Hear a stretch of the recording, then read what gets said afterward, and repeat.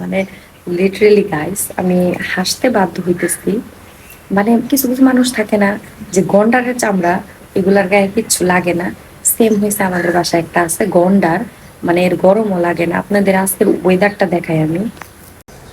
তো এটা হচ্ছে আজকের ওয়েদার, এই যে সাভার উপজেলায় 32 ডিগ্রি সেলসিয়াস, ঠিক আছে।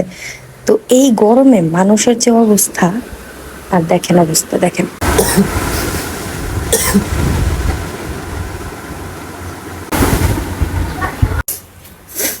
মানে গরমের চোটে চার্জার, ফ্যান, তারপরে মানুষ এসি ইউজ করতেছে, পাখা ইউজ করতেছে, যে যেটা পারতেছে। গরমে আমরা টিকতে পারতেছি না।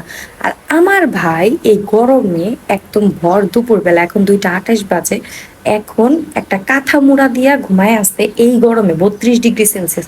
তাহলে আপনারা বলেন, ও কি নর্মাল মানুষ না এলিয়েন? আমি তো বললি ওরে গন্ডার, গন্ডারের চেয়েও খারাপ। গন্ডার না হইলে এই গরমে কেউ এই কাজ করে? ও যখন ভিডিওটা দেখবো তখন রিয়েলাইজ করবো যে এই গরমে ও কি করতেছিল।